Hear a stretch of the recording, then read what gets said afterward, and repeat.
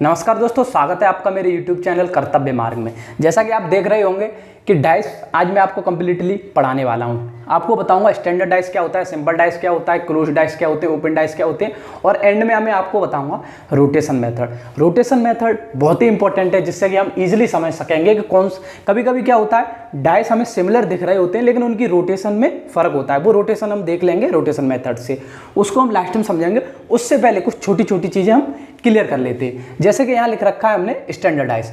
तो standard dice क्या होती है, इसकी डेफिनेशन क्या होती है? इसकी डेफिनेशन होती है कि जो डाइस हम देखते हैं उसकी 6 सरफेसेस होती हैं। जैसे कि आप डाइस खेलते हैं पासा तो उसमें 6 सरफेसेस हैं जिसमें 1 to 6 नंबर्स आपके लिखे होते हैं। तो उसी प्रकार ये एक डाइस है। अभी क्वेश्चन में कह रखा है कि ये एक स्टैंडर्ड डाइस है, तो अभी क्या इसकी डेफिनेशन क्या हो जाएगी? जो भी दो अपोजिट सरफेस, किसी भी पासे की अपोजिट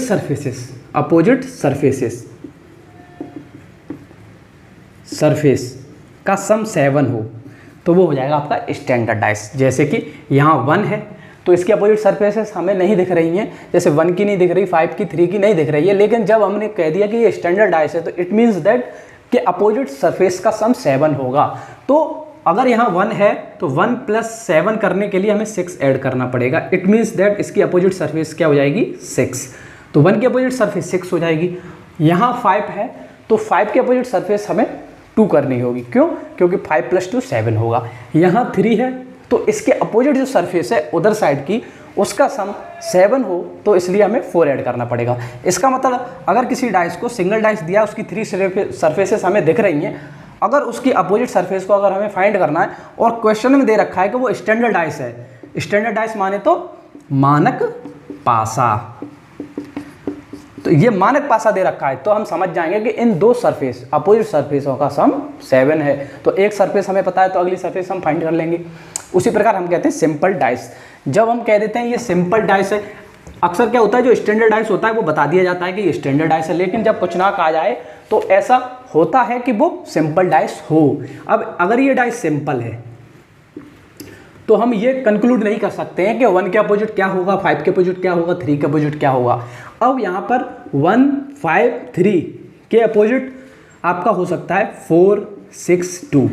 ये सरफेसेस इस सरफेसेस के अपोजिट हो सकते हैं। पहले हमने फिक्स किया था 1 के अपोजिट 6 ही होगा, लेकिन अब 1 के अपोजिट 4 भी हो सकता है, 2 भी हो सकता है। तो it is not clear which surface is opposite to the surface 1। तो इसका मतलब ये सिंपल डाइस है। अगर हम इसी डाइस को स्टैंडर्ड डाइस कहेंगे तो इसकी सरफेसेस फिक्स हो जाएंगी। 1 के अपोजिट 6 हो जाएगा, 5 के अपोजिट 2 हो जाएगा, 3 के अपोजिट 4 हो जाएगा। क्यों? क्योंकि अपोजिट सरफेसेस का जो सम होगा वो 7 होगा। तो ऐसे हमने समझ लिया ये स्टैंडर्ड डाइस और सिंपल डाइस। अब हम समझते हैं कि पासा के कौन से क्वेश्चन होते हैं जिसे हमें सॉल्व करना होता है। तो सबसे पहले हम समझते हैं सिंगल पासा दिया होता है, जैसे कि अभी दिया था, तो उसमें हम अपोजिट सरफेस निकालते हैं। तो वो अपोजिट सरफेस निकालने के एक फाइनाइट आंसर नहीं आता, एक डेफिनेट आंसर नहीं आता है। डेफिनेट आंसर नहीं आता है।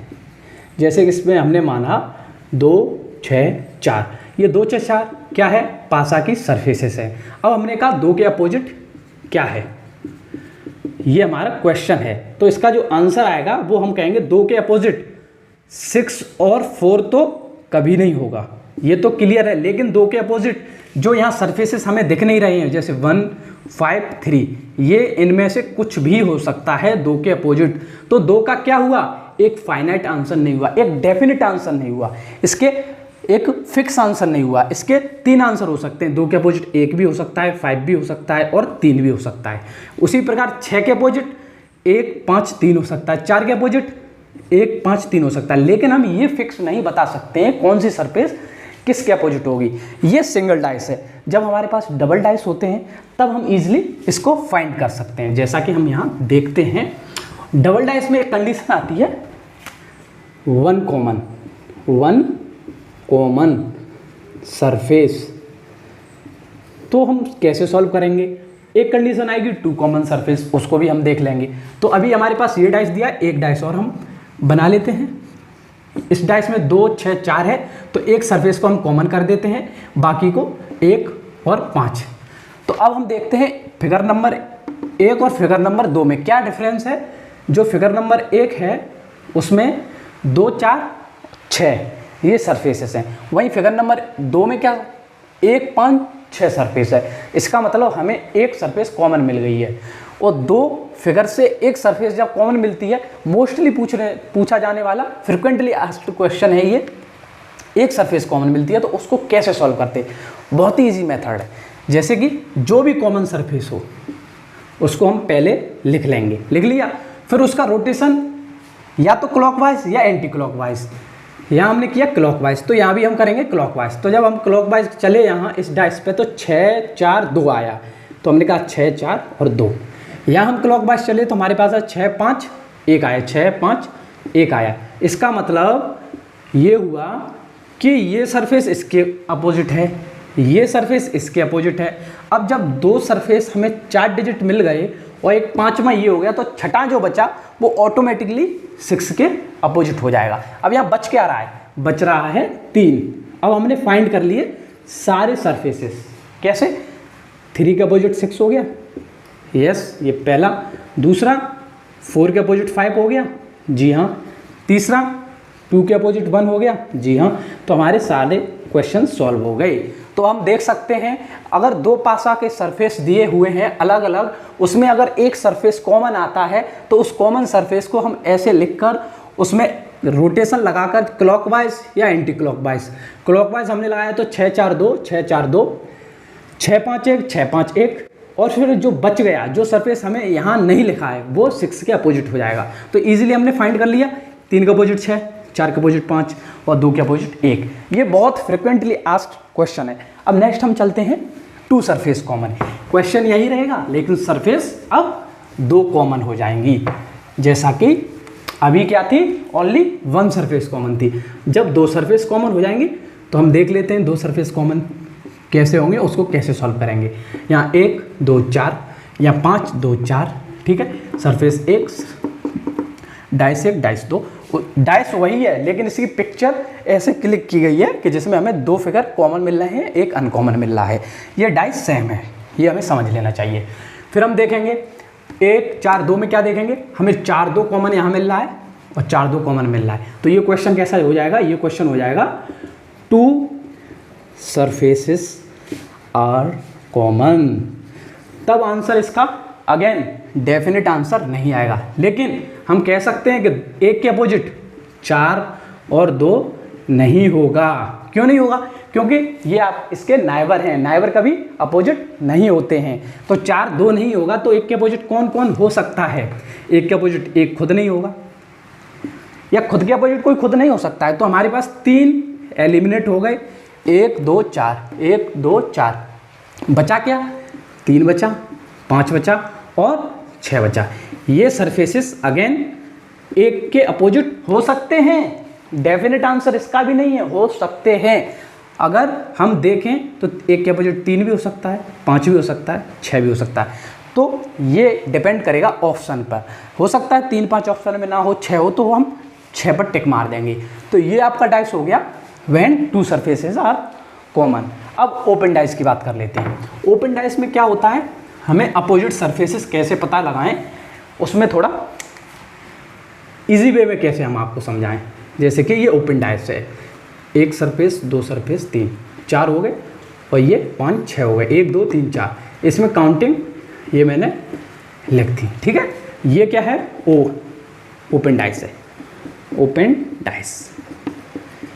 इसमें हम कैसे फाइंड करेंगे कि कौन सी सरफेस किसके अपोजिट है। इसमें सिंपल है, अल्टरनेट देखते हैं। 1 इसे छोड़ा, इसको देखा, उसी प्रकार 2 इसे छोड़ा, इसको देखा, ठीक है। 5 इसे छोड़ा, इसको देखा, ठीक है। जो सरफेसेस मैंने सेम सर्कल या रेक्टेंगल या फिर ट्राइंगल में जिन सरफेसों को मैंने डाला है वो एक दूसरे के अपोजिट है, तो सिंपली इसमें क्या करते हैं, अल्टरनेट देखते हैं।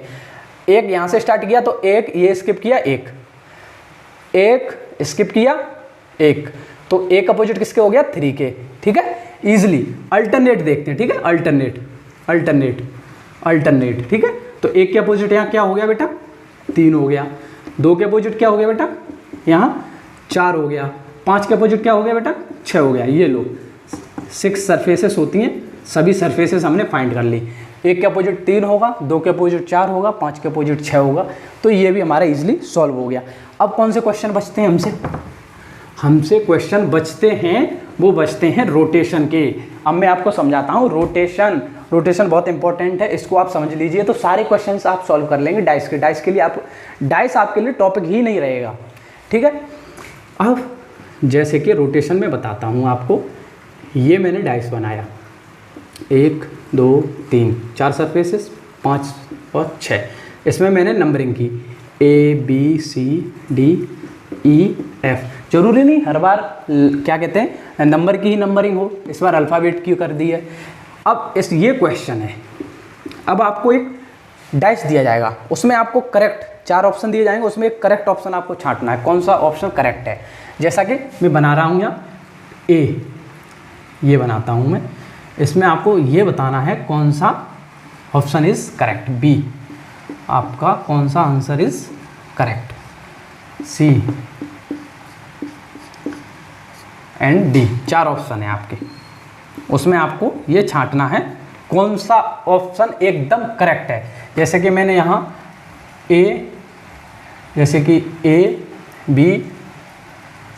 B और E, ठीक है, ये मैंने एक फिल कर दिया, एक फिल कर दिया ABF, ठीक है, एक फिल कर दिया मैंने BCD, ठीक है, एक फिल कर दिया मैंने EBF, ठीक है। अब ये आप क्वेश्चन देख लीजिए, पहले ये मैंने फिल किए हैं, आप समझ लीजिए। ABE फिल किया है मैंने, ABE, फिर मैंने फिल किया है F, ये क्या है FBA, ठीक है, आपको ये देखना होगा FBA, फिर CBD, ठीक है, फिर EFB, कहाँ गया EFB, D, एक और ऑप्शन ऐड कर लीजिए आप, 4 तो ऑप्शन आपके पास हैं ही, एक आप ऐड कर लीजिए इसमें आपको बताना है कौन सा सही है। लेकिन उससे पहले आपको देखना होगा A, B और E।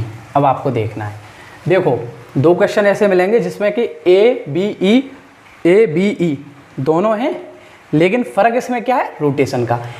ABE जा रहा है एंटी क्लॉकवाइज, ABE जा रहा है क्लॉकवाइज, तो आपको बस यही समझना है यहाँ पर कि कौन सा ऑप्शन सही है। तो अब मैं आपको सॉल्व कराता हूँ, आप देख सकते हैं पहला और लास्ट वाला मैं एंड में लूँगा, उससे पहले बीच वाले लेता हूँ।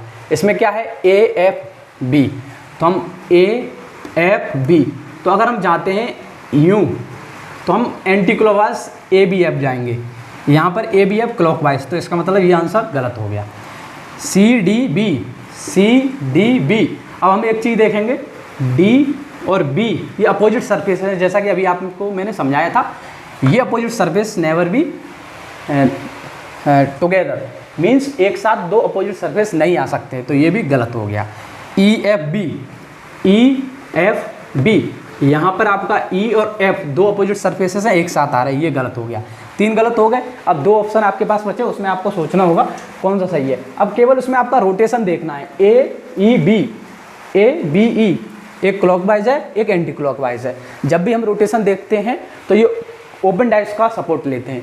जैसा कि मैं आपको बता दूं, ये जैसे कि मैंने अभी बात AEB की बात करता हूं, तो AEB, तो हम सबसे पहले क्या लेंगे ABE, ये हम गए ABE। तो जब यहाँ से हम चलते हैं तो हम ये इसका रोटेशन देखते हैं, वही यहाँ मैच करते हैं। जैसे हम A से B गए, B से E गए, तो उस टाइम हम क्लॉकवाइज चल रहे हैं, A से B, B से E, तो ये क्लॉकवाइज है। तो A से B, B से E, ये हम क्या जा रहे हैं एंटी क्लॉकवाइज। इसका मतलब इस डाइस के अकॉर्डिंग, क्वेश्चन के अकॉर्डिंग ये सही नहीं है। लेकिन जब हम यहाँ देखते हैं ABE क्लॉकवाइज, ABE क्लॉकवाइज, ये देख लीजिए, जब हम A से B चले, B से E चले, तो हमारा क्लॉकवाइज हुआ, क्लॉकवाइज, यहाँ भी क्लॉकवाइज तो यहाँ भी क्लॉकवाइज, इट मीन्स ये है सही आंसर।